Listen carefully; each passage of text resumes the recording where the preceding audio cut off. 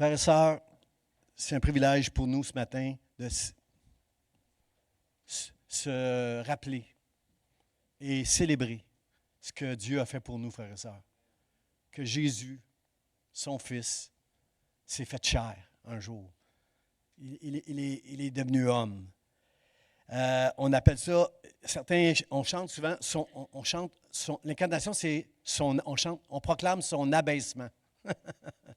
Il s'est abaissé, si on veut, Dieu qui était adoré dans le ciel. La Bible nous dit que dans Hébreu, que pour un temps, il s'est abaissé pour un temps au-dessous des anges. Parce que sur cette terre, il était Dieu, mais il s'est fait homme. Il était un homme, il était le Fils de l'homme sur cette terre. Il s'est mis pour un temps, jusqu'à sa mort et sa résurrection, il était au-dessous des anges, frères et sœurs, imaginez. Dieu s'est fait homme, quand Jésus est né, il est devenu mortel. Lui qui est éternel, qui n'a pas de commencement, qui n'a pas de fin, il est devenu un homme et il a connu la mort, comme nous, frères et sœurs. Il était un homme en toutes choses, il a été tenté comme nous, il a connu la faim, la soif, la fatigue, la tentation, mais la différence avec chacun de nous, c'est que lui, il a vécu sans péché. C'est pour ça que son sacrifice a été accepté par Dieu et il nous a transféré sa justice. Frères et sœurs, quelle humilité! Parce que depuis le commencement de cette série, frères et sœurs, qu'on a commencé en septembre, on a cette photo-là. Cette série culminait jusqu'à aujourd'hui. Parce que Jésus, c'est l'humilité, c'est la personne de l'humilité lui-même. Jésus, c'est l'humilité lui-même. Et tout ce qu'il a fait précédait la gloire qu'il connaît maintenant dans le ciel. Mais cette gloire-là, elle est accessible pour chacun de nous. Qu'est-ce que Jésus a fait sur cette terre en tant qu'homme, frères et sœurs? Je vais vous le rappeler. Il s'est soumis à Dieu le Père. Il dit, moi, ce que je fais rien de moi-même. Tout ce que je fais, tout ce que je dis, c'est Dieu qui m'a dit de le faire. Frère et sœurs, il est possible de connaître la gloire de Dieu si on se soumet simplement à Dieu le Père. Plus que tu vas te soumettre à Dieu, plus que tu vas être heureux, mon frère, ma soeur. Et je veux me soumettre à Dieu, moi, ce matin. Je veux le dire, Seigneur, aide-moi à me soumettre à toi. Il est né dans une étape. Vous savez, Jésus aurait pu venir sur cette terre en fendant le ciel. Il y a un passage dans Isaïe, hein? Seigneur, si tu pouvais fendre le ciel et descendre. Il aurait pu fendre le ciel, il aurait pu descendre comme un feu, comme sur la montagne avec Moïse. Il aurait pu descendre, tout le monde aurait tremblé, tout le monde se serait prosterné devant lui. Il est venu, il est descendu, il n'a pas fendu le ciel. Il est né dans une étable, frères et sœurs. On l'a mis dans une crèche pour dormir. Quand je dis étable, frères et sœurs, ce n'est pas écrit dans la Bible. Je ne sais pas s'il est né dans une étable. Parce que ce qu'on sait, c'est qu'il a été déposé dans une crèche remplie de paille. Là. On ne sait pas s'il est né dans une étable. Il est possible qu'à l'époque, moi je connais comme l'hospitalité était grande à cette époque-là.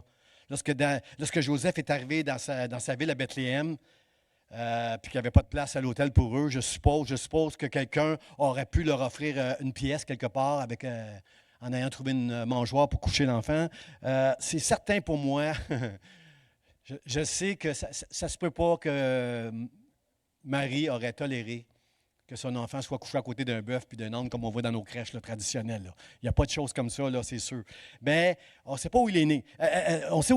On sait qu'il est né à Bethléem. On ne sait pas si c'était dans une étable, mais j'aime l'idée, on ne va pas s'enfarger, là. J'aime l'idée que Jésus est né dans une étable parce que ça amène une humilité. Je crois juste que cette étape, c'était le plan B de l'hôtellerie. On a trop de monde à l'hôtellerie. Il va falloir faire vite, préparer l'étable pour accueillir des gens qui vont aller coucher là. Alors, c'est un peu ça qui s'est passé, mais peu importe, frères et sœurs, ce que je sais de cette journée-là, c'est que Dieu a ignoré les religieux. Les religieux, il ne s'est pas présenté, il ne s'est pas annoncé aux religieux qui connaissaient la Bible, qui faisaient des jeûnes, des prières, qui se pensaient au-dessus des... Les religieux, parce qu'ils suivent la loi, parce qu'ils croient qu'ils honorent Dieu en suivant la loi, en faisant des œuvres, se pensent au-dessus des pécheurs. Il n'est pas venu vers les religieux, frères et sœurs. Parce que l'affaire, c'est que les religieux, bien qu'ils connaissent beaucoup concernant la parole de Dieu, on sait que chez les religieux, la parole de Dieu, on dirait qu'elle n'a pas d'effet sur eux comme elle l'a sur nous. Si vous connaissez les Écritures, si vous avez connu Jésus, vous êtes un homme et une femme qui marchent avec la crainte de Dieu, qui ne veut pas pécher aujourd'hui. Mais les religieux, il ne sait pas, il ne sait pas, comment je pourrais dire, il les a ignorés. Il a ignoré Rome, la cité impériale de César. Il a ignoré le palais de Hérode à Jérusalem et les scribes.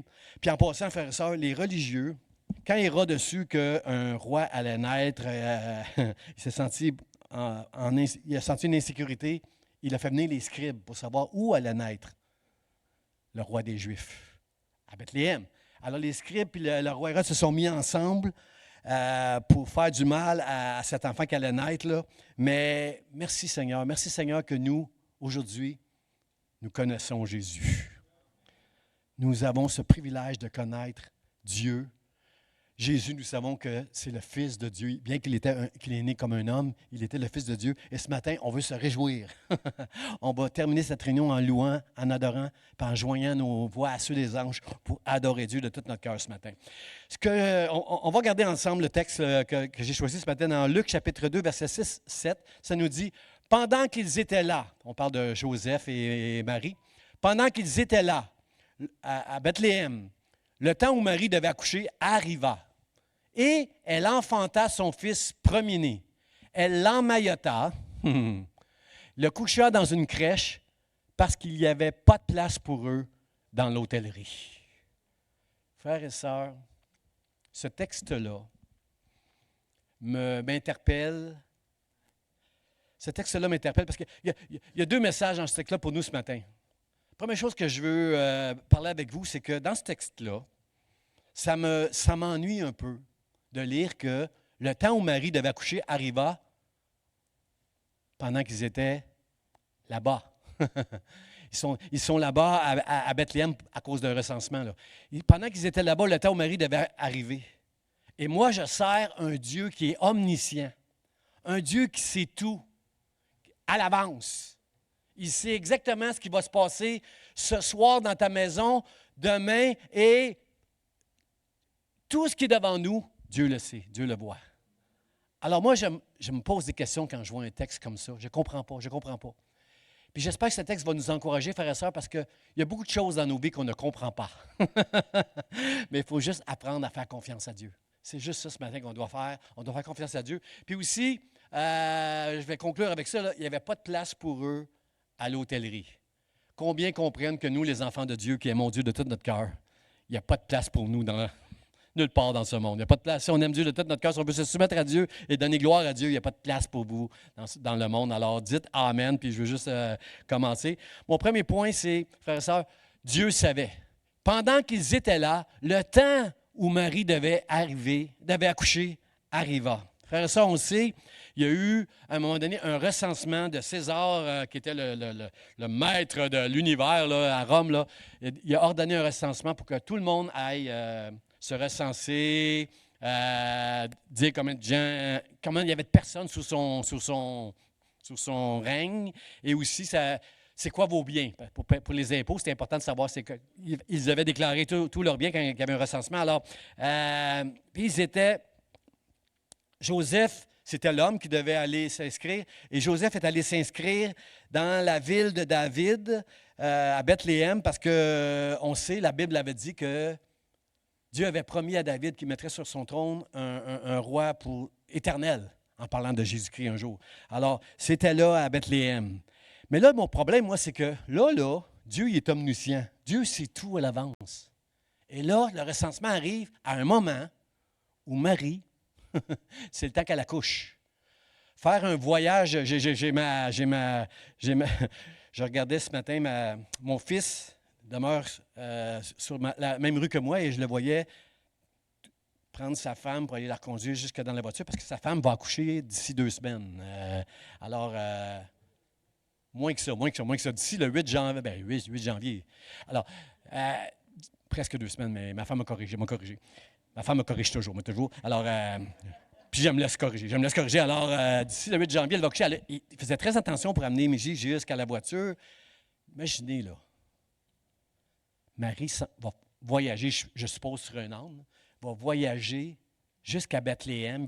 Il va quitter la Galilée pour aller jusqu'en Judée, Joseph, Marie, parce que, à cause d'un recensement.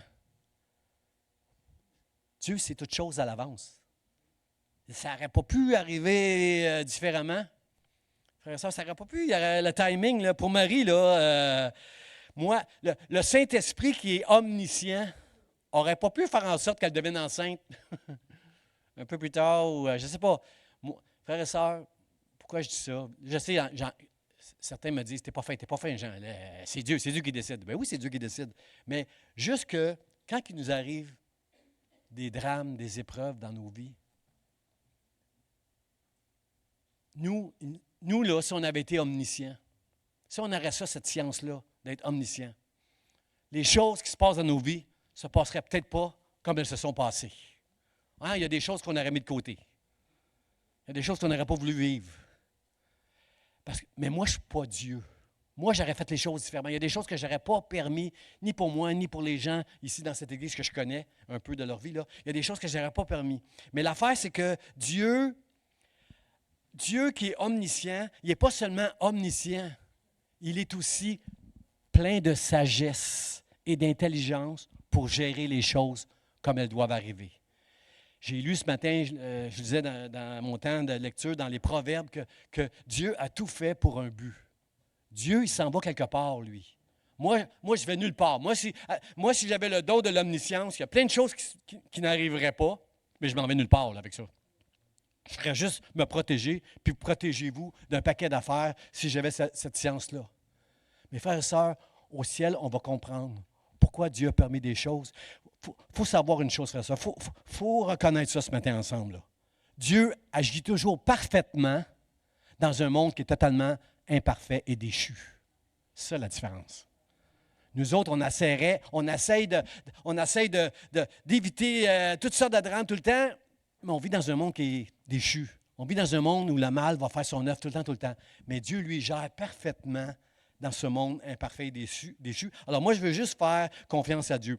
Je donnais un exemple pendant qu'on était... je donnais l'exemple un mercredi soir d'un chrétien qui était vendeur, un voyageur de commerce. Souvent, il prenait un avion privé. Il faisait beaucoup d'argent. Je ne sais pas ce qu'il vendait, là, mais ça ne m'intéresse pas. C'est juste qu'il prenait souvent l'avion, il vendait toutes sortes de trucs.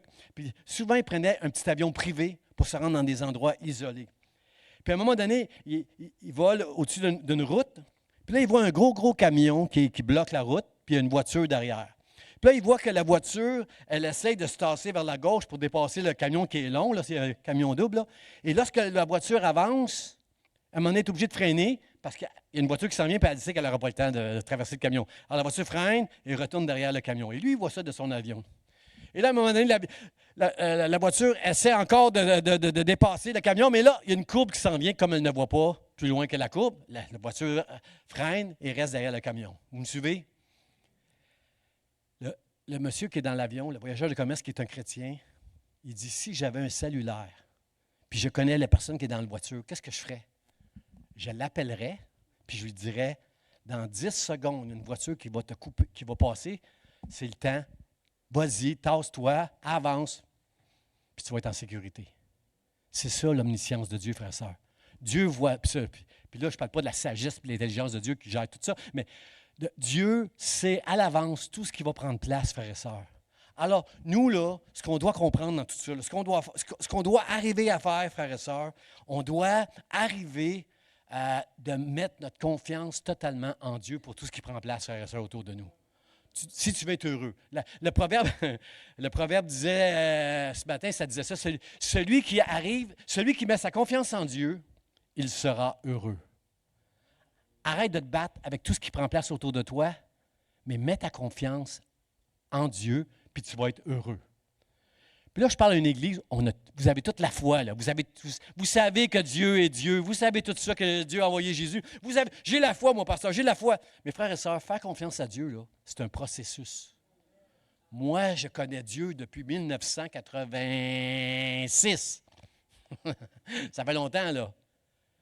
37 ans que je connais Dieu et je suis encore dans ce processus. Parce qu'à chaque fois qu'il m'arrive quelque chose, j'ai tendance à mais pourquoi? Quand je vois un frère, une sœur qui traverse un drame, mais pourquoi? Pourquoi, Seigneur? Mais frères et sœurs, nous sommes dans ce processus où on doit juste faire confiance à Dieu. Que Dieu est en contrôle de toutes choses. Les choses ne se passent pas comme moi, j'aimerais qu'elles se passent. Mais je veux juste faire confiance à Dieu que ma vie est entre ses mains. Puis, comme Jésus, je veux juste me soumettre à lui. Et c'est dans cette humilité que nous allons connaître la gloire, frères et sœurs. Amen. Seigneur, aide-nous, aide-nous, aide-nous. Alors, Seigneur, aide-nous au travers de ce processus-là. Deuxième point, c'est que Joseph et Marie savaient. Elle enfanta son fils, premier-né. Combien comprennent que, pour Marie, c'était son fils. C'était son fils à elle lorsqu'elle l'a enfanté. Elle l'a porté pendant 9 mois. Elle a accouché là-bas à Bethléem. C'était son fils à Marie. Mais elle sait c'est qui. Joseph et Marie savaient que cet enfant-là, c'était le Fils de Dieu. Elle savait ça. Parce que, frères et sœurs, ce qu'on doit comprendre, pourquoi j'ai souligné son fils, ce qu'on doit comprendre, c'est que cette naissance-là de Jésus, ce n'est pas la naissance qui est miraculeuse. Jésus est né du sein d'une femme. Elle a accouché, c'était son fils. Ce qui est miraculeux, c'est la conception. C'est la divinité qui s'est réunie avec l'humanité. C'était le Fils de Dieu, Jésus, mais il est devenu homme pour vivre comme un homme, pour mourir comme un homme et être ressuscité comme le Fils de Dieu éternel et tout-puissant, qui est assis à la droite du Père dans la gloire et qui nous attend pour nous amener avec lui dans la gloire si tu persévères dans la foi jusqu'à la fin. Alors Dieu nous attend dans cette gloire. Alors, ce n'est pas la naissance, frères et sœurs, c'est la conception qui est miraculeuse. Et un jour, un ange est allé voir Marie puis lui a dit, tu vas être enceinte. Tu enfanteras un fils, puis tu vas l'appeler Jésus. Puis là, elle dit, comment c'est possible? J'ai pas connu d'homme. Puis là, il dit, l'ange va dire à Marie, OK, mais en fait, c'est le Saint-Esprit qui va venir te couvrir de son ombre. C'est la divinité de Dieu qui va se marier avec l'humanité et c'est comme ça que tu vas concevoir cet enfant dans ton ventre. Alors, Marie, qui n'avait pas connu d'homme, qui vit à une époque où avoir un enfant, aujourd'hui, une fille mère, ça choque personne, mais à cette époque-là, c'était choquant. Et Marie a dit, c'est ça ta volonté? Je suis la servante de mon Seigneur. Est-ce qu'il y a des hommes et des femmes ici qui veulent dire ça ce matin? Je suis la servante de mon Seigneur. Parce que, frères et sœurs, c'est facile de dire Amen. Mais quand tu vas être face à ce que Dieu va te demander comme il l'a demandé à Marie, ça, c'est une autre chose. Moi, je veux dire, Seigneur, que ta volonté soit faite dans ma vie. Que ta volonté soit faite dans ma vie. Et donne-moi cette humilité qui précède la gloire de te connaître, Seigneur. Alors, elle a trouvé grâce. Et l'ange a dit à Marie, à Dieu, rien n'est impossible. Et à Joseph aussi. Joseph, qui était un homme de bien, la Bible dit, voulait se séparer de Marie parce que, quand elle lui a dit, un ange m'est apparu et il m'a dit que je serais enceinte. Si votre enfant vous disait ça, si votre fille vous disait ça, là, hein? Alors, Joseph, il voulait se séparer d'elle. Alors, l'ange qui est apparu à Marie est aussi apparu à Joseph pour dire, fais pas ça. Fais pas ça, Joseph. Fais pas ça. Parce que l'ange qu'elle va avoir, c'est parce que le Saint-Esprit est venu la couvrir. Comprenez-vous que Joseph, c'est un homme. Il avait besoin d'entendre lui aussi que c'est un ange. Pas un ange, le Saint-Esprit qui est venu couvrir son épouse. C'est un gars, c'est un homme. Alors, il avait besoin d'être rassuré qu'il ne s'est rien passé d'autre que le miracle de Dieu dans le ventre de Marie. Alors, à partir de ce moment-là, il ne l'a pas connu, la Bible dit. Jusqu'à temps qu'elle enfante son premier-né, il ne l'a pas connu. Parce qu'elle a eu des frères et des sœurs après ça, mais Jésus a eu des frères et des sœurs après ça, mais lui, il ne l'a pas connu, la Bible nous dit, ça c'est clair. Alors, merci Seigneur, à Joseph aussi. Aussi, les premiers à qui il a dit, Dieu, il ne l'a pas dit aux religieux, il ne l'a pas dit aux rois, mais il l'a dit aux bergers. Il y a un ange qui est apparu aux bergers, les bergers qui étaient considérés comme quand tu es berger, c'est un métier qui était très, très, très considéré comme très humble. Tu sens pas bon, tu passes la nuit dehors avec des animaux. Quand tu comprends, tu es un berger, tu es comme... c'était un peu humilié là, quand on parle de toi, mais dans son humilité, Dieu, parce que Dieu est humble, Dieu s'est révélé au berger. La Bible dit qu'il y a un ange qui est apparu au berger. Gloire à Dieu au plus haut des cieux, paix à ceux que Dieu agrée. Paix à ceux que Dieu agrée. C'est qui sont les personnes qui sont agréables à Dieu, frères et sœurs? La Bible nous dit, tu ne peux pas être agréable à Dieu si tu n'as pas la foi. Essaye pas, c'est pas en venant à l'Église, c'est pas en faisant des bonnes œuvres, c'est en ayant la foi que tu peux être agréable à Dieu. Faire confiance à Dieu, mettre ta foi en Dieu, croire que Dieu a envoyé son Fils. C'est ça la foi. Alors, il dit au berger, gloire à Dieu aux hommes qui l'agréent. À Zacharie et Élisabeth le savaient aussi. Élisabeth, qui était stérile, est devenue enceinte à un moment donné. Et son mari, Zacharie, lui, avait été rendu muet jusqu'à la naissance. Et lorsque Élisabeth a eu son enfant, Zacharie a retrouvé la parole. Et là, tout le monde écoutait. Zacharie était muet, puis là, il a retrouvé la parole dès que Élisabeth a accouché. Et là, il a prophétisé, il a dit, gloire à Dieu. Qu'est-ce qu'il a dit? Il a dit,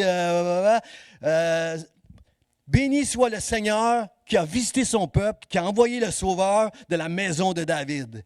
Et à son fils, Jean-Baptiste, qui venait de naître, il a dit, toi, tu seras le prophète du Très-Haut. Toi, tu vas préparer les voies du Seigneur et tu vas annoncer aux gens la connaissance du salut. Et la connaissance du salut, frères et sœurs, Jean-Baptiste, son message était simple, c'était « Repentez-vous. Repentez-vous. Reconnais que tu es un pécheur et que tu as besoin d'être sauvé. Et Dieu va ouvrir ton cœur, il va te donner la foi pour le recevoir, pour qu'il soit ton sauveur à toi personnel. » Alors, c'est ça. Zacharie savait c'était qui. Il y avait aussi un certain Siméon dans le temple qui le savait. La Bible dit que Siméon avait été averti divinement qu'il ne mourrait pas. Je ne sais pas quel âge qu'il avait, Siméon, mais il était âgé. Et Dieu lui avait dit, tu ne mourras pas. J'ai une promesse que Dieu m'a faite, personnellement, qui m'a dit, un jour que je n'ai pas vu encore. J'attends cette promesse-là depuis 36 ans environ. Un an après que j'ai connu Dieu, j'avais cette promesse dans mon cœur, puis je l'attends encore, frères et sœurs. Et Siméon attendait encore cette promesse-là. Et lorsqu'il est venu au temple, il est venu en même temps que c'était le 8e jour de Jésus, qu'on allait le circoncire. Selon la loi, il fallait que le premier-né, le garçon, tous les garçons se fassent circoncire selon la loi d'Abraham. Ils devaient se faire circoncire.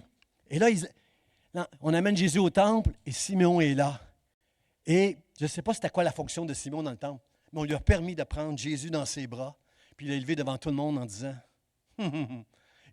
Siméon savait maintenant que cet enfant, c'était Jésus.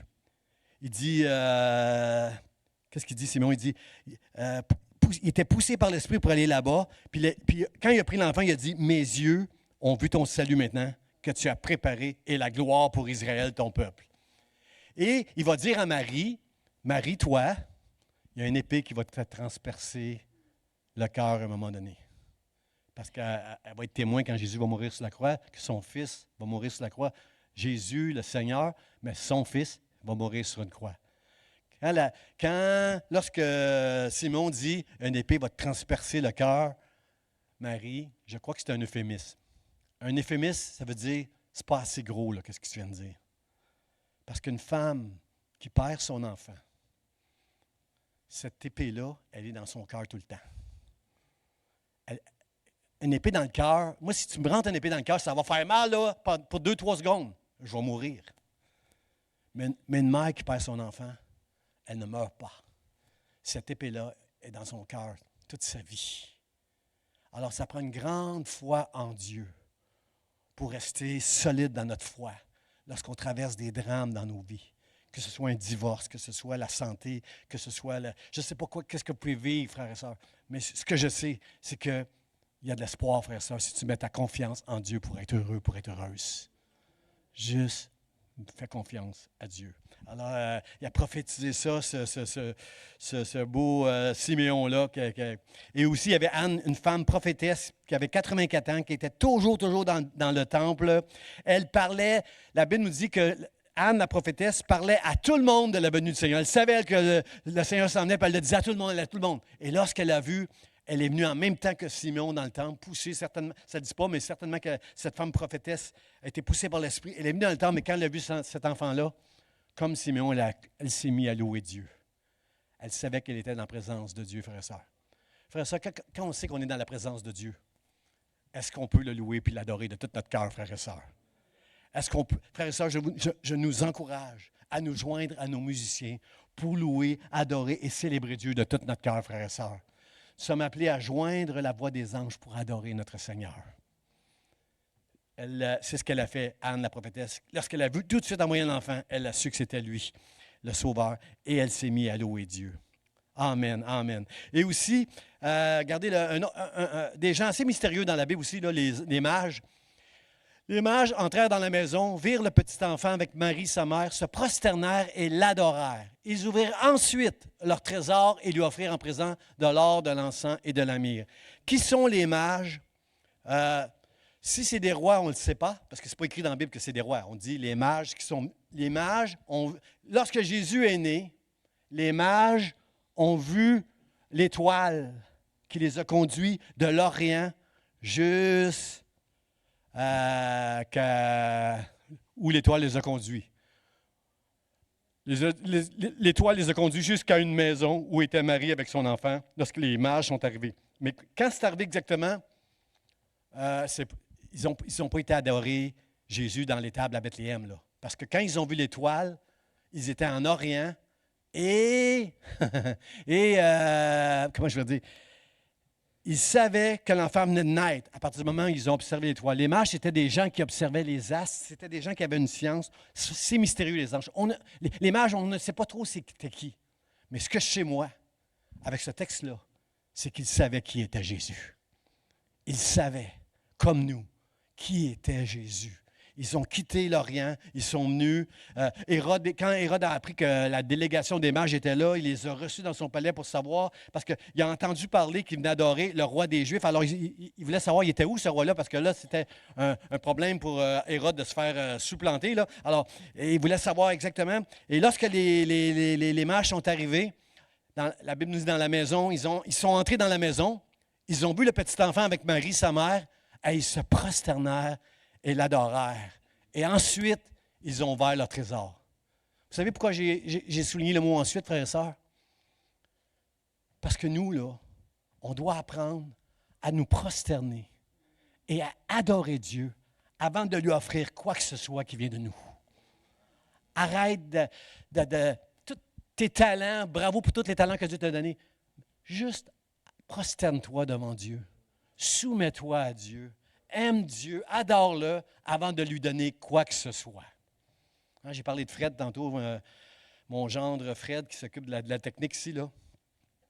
Mon gendre, un jour, est venu chez moi pour demander la main de ma fille.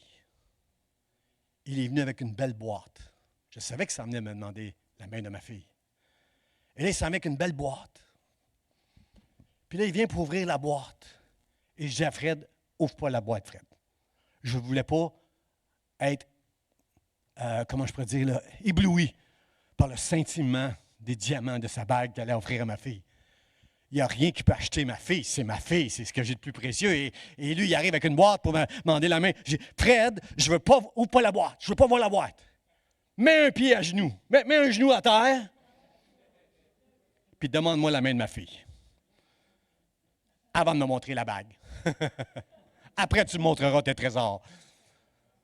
Et il l'a fait. Donnez-moi la main de votre fille. Il l'a fait.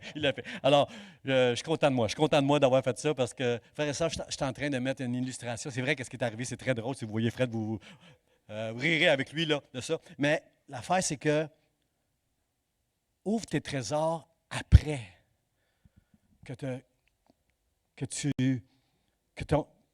as reconnu que le vrai trésor, c'est celui qui est devant toi, Jésus.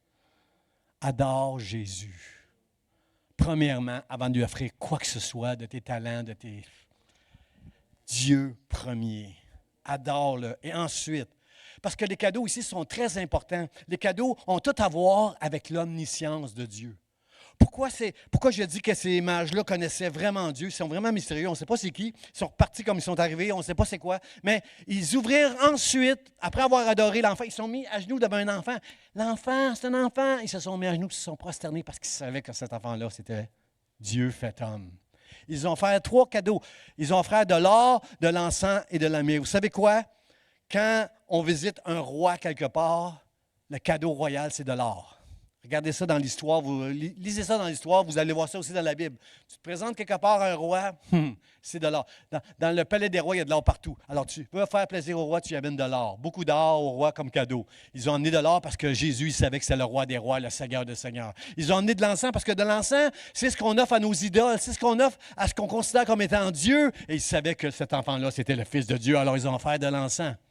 Et là où je vois l'omniscience de Dieu, c'est qu'ils ont offert de l'or, frères et sœurs, à un bébé. Ils ont offert de l'or.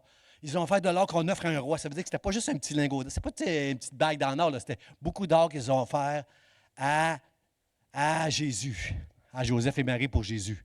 Frères et sœurs, je vois toute l'omniscience de Dieu ici. Parce que tout de suite, quand les mages sont partis, quand les mages sont partis, ils ont eu un songe la nuit. Retourne pas dire à Hérode, va pas parler à Hérode, sauve-toi. Allez-vous-en, retournez en Orient.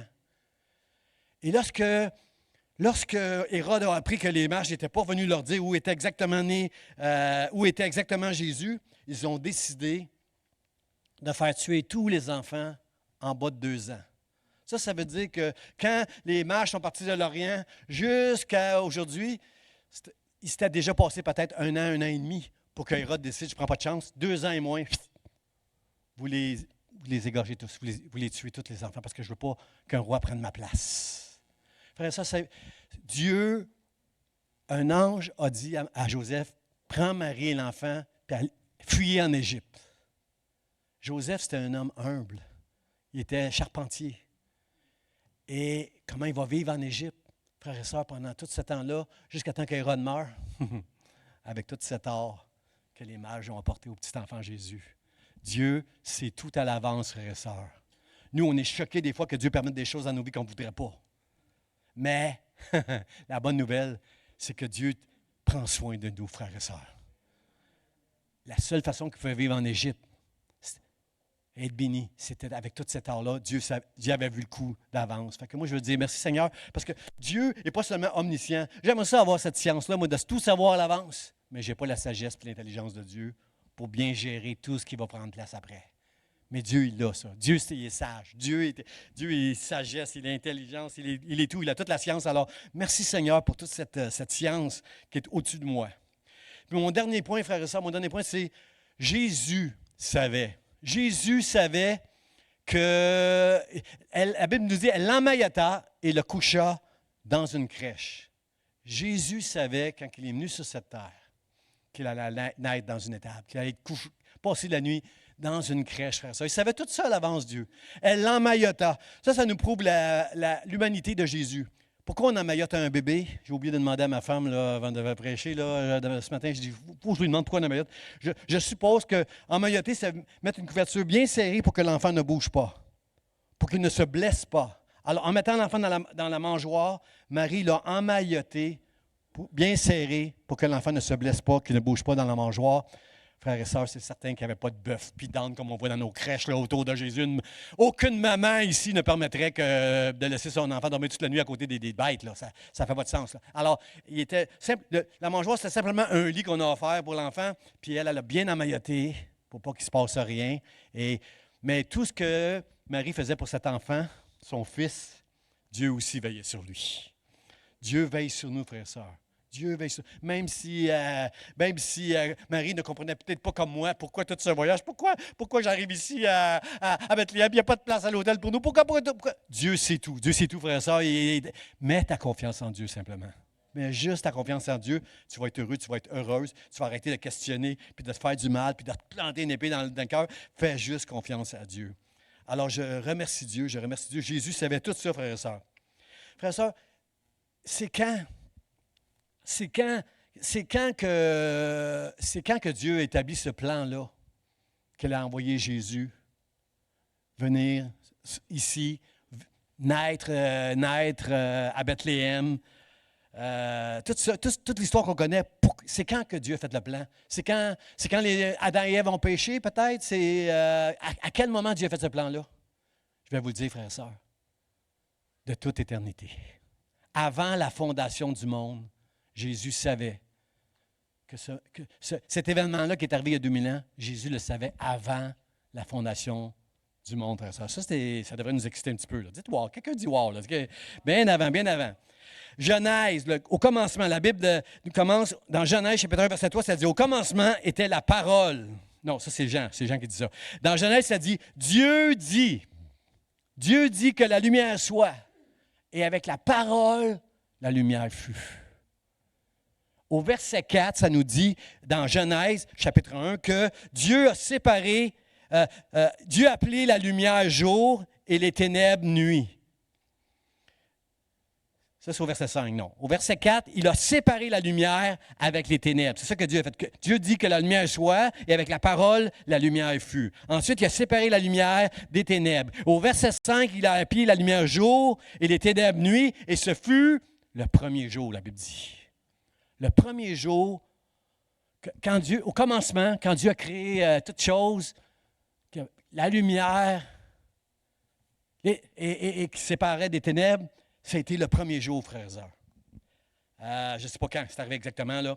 Et dans Jean, l'apôtre Jean nous dit, au commencement était la parole, et la parole était avec Dieu. Il nous parle de quelque chose de distinct. Dieu, la parole. Il était avec Dieu, et la parole était Dieu. Et là, qu'est-ce qui est intéressant là-dedans, c'est qu'elle était Dieu.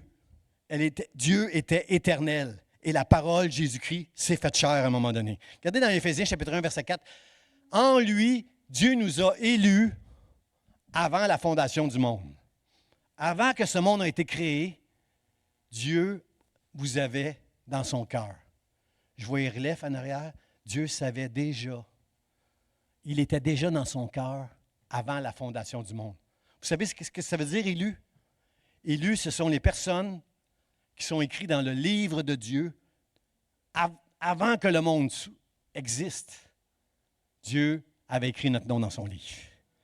Il était capable de voir dans son omniscience qu'en 2023, le pasteur René, Nicole et Françoise et Nancy seraient ici ce matin avec la foi que Dieu leur a donnée. Un élu, c'est quelqu'un qui a été choisi tout simplement de Dieu avant toute chose. Regardez le passage qui me rentre dedans. Le psaume 136, verset 16. « Quand je n'étais qu'une masse informe, tes yeux me voyaient. Et sur ton livre étaient tous inscrits les jours qui m'étaient destinés avant qu'aucun d'eux n'existât. » Dieu sait exactement le nombre de jours. Avant, quand j'étais une masse informe et vide, que je n'existais pas, que je n'étais pas encore conçu dans le ventre de ma mère, Dieu savait exactement le nombre de jours que j'allais être.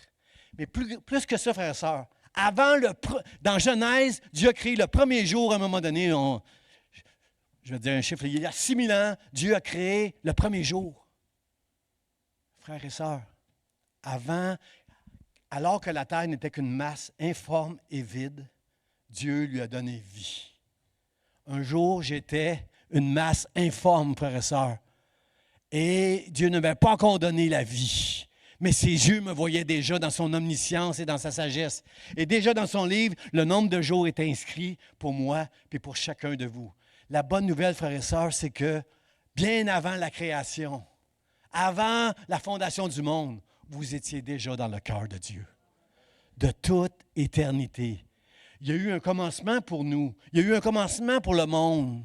Il y a eu un commencement pour nous sur cette terre. Il y a eu un commencement pour Jésus, le Fils de Dieu. Mes frères et sœurs, chacun de nous, on était déjà dans le cœur de Dieu de toute éternité. Même en sachant que l'homme qu'Adam n'allait pas se soumettre, Dieu avait choisi Adam quand même pour être le premier homme. Et on était déjà dans son cœur, frères et sœurs. La seule façon que tu peux être agréable à Dieu, la seule manière que tu peux être agréable à Dieu, c'est de mettre ta foi en lui. C'est de te réjouir ce matin, alors que nous fêtons la veille de Noël ensemble. Réjouissons-nous ce matin que Dieu, alors qu'on était une masse informe et vide, avait déjà inscrit dans son livre les noms de chacun de nous. Francine, je vais marquer son nom.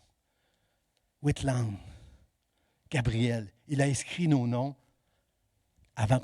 de toute éternité, on était déjà là dans son cœur. Et un jour bien défini, Le plan dans le ciel, le plan, c'était que Jésus devait venir et se faire homme. Dieu s'est fait homme. Il est devenu un mortel. Il est devenu quelqu'un qui a connu tout ce qu'un homme peut connaître. Et parce qu'il était sans péché, il est mort à la croix pour que moi et vous, on puisse vivre éternellement. Est-ce qu'on peut se réjouir de ça, frères et sœurs, ensemble? Amen, amen. J'invite les musiciens à s'approcher pour le mot de la fin.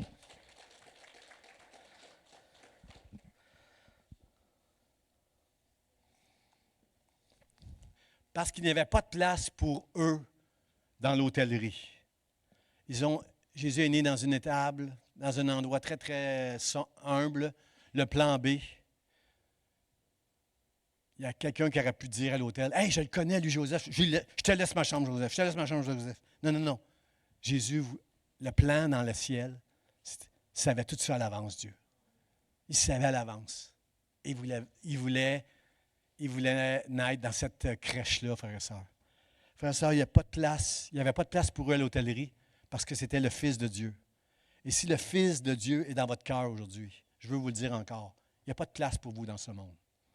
Il n'y a rien dans ce monde qui mérite notre attention que le ciel, que le royaume de Dieu qui mérite notre attention, frères et sœurs. Un jour, il y a une dernière personne qui connaissait Jésus, qui savait qui était Jésus. C'est le diable. Le diable a essayé de tenter Jésus. Puis il va essayer de nous tenter la même chose, frères et sœurs. Il va essayer de nous attirer avec plein de choses attirantes dans ce monde pour nous éloigner de Dieu.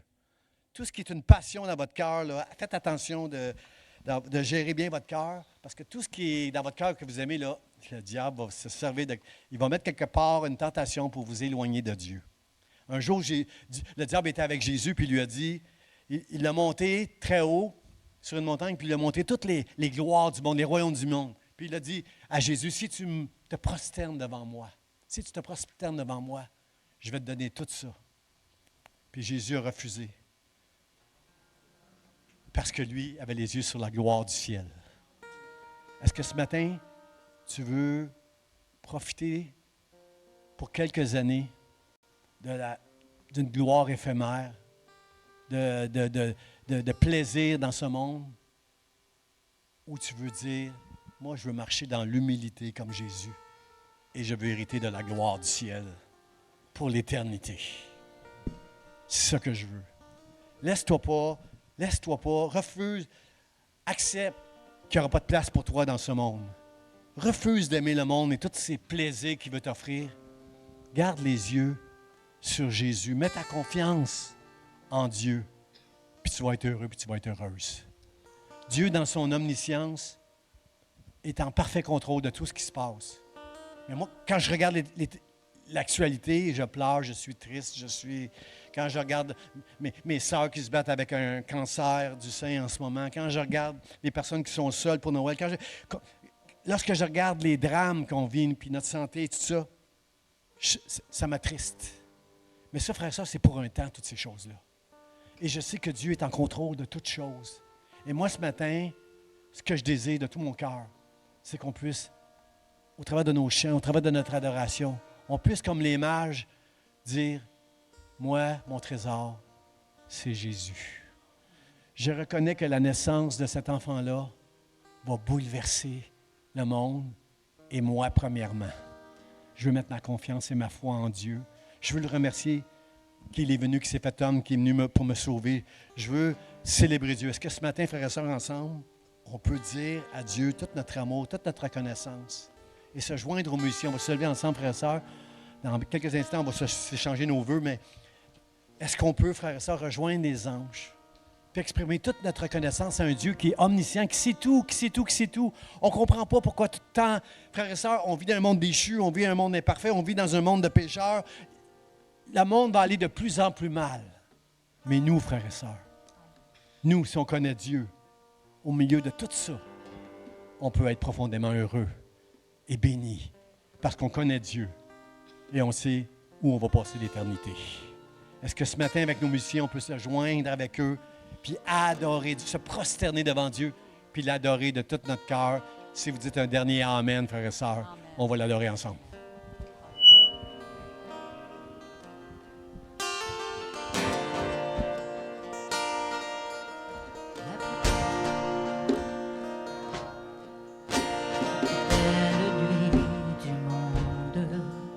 C'est cette nuit de Noël où les bergers étonnés levèrent les yeux vers le ciel. Une étoile semble dire: suivez-moi, je vous conduis. Oh, il est né cette nuit. Glory, glory, Alléluia. glory, glory, hallelujah. Glory, glory, hallelujah. Chantons, chantons Noël. La plus belle nuit du monde, c'est cette nuit de Noël. Dans le cœur de tous les hommes, un peu d'amour descend du ciel. Tant de choses nous séparent, cette étoile nous unit. Oh, il est né cette nuit. Glory, glory, hallelujah. Glory, glory, hallelujah. Glory, glory, hallelujah. Chantons, chantons Noël. Glory, Glory, glory, hallelujah. Glory, glory, hallelujah. Glory, glory, hallelujah. Chantons, chantons Noël. glory, glory, hallelujah.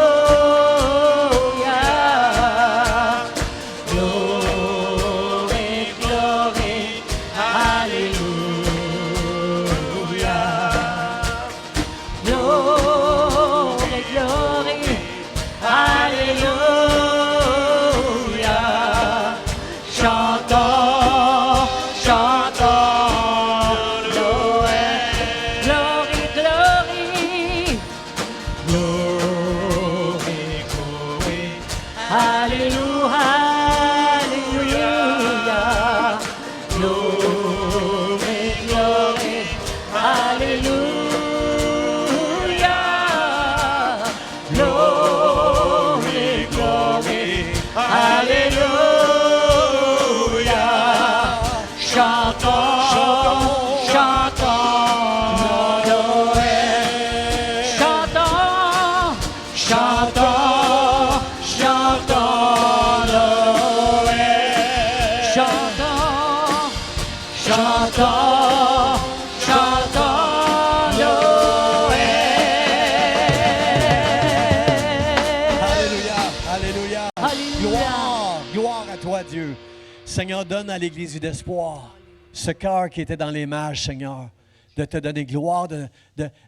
Apprends-nous, Seigneur, à nous prosterner et à t'adorer avant toute chose, Seigneur, dans le nom de Jésus. Merci d'être venu, Seigneur. Ce jour que nous allons célébrer demain avec nos amis, la famille, Seigneur. Alléluia, c'est un jour glorieux, c'est un jour mystérieux, mais c'est un jour plein d'espoir, plein de promesses pour ce monde, Seigneur. Aide-moi à communiquer cette bonne nouvelle aux gens qui m'entourent, dans le nom de Jésus.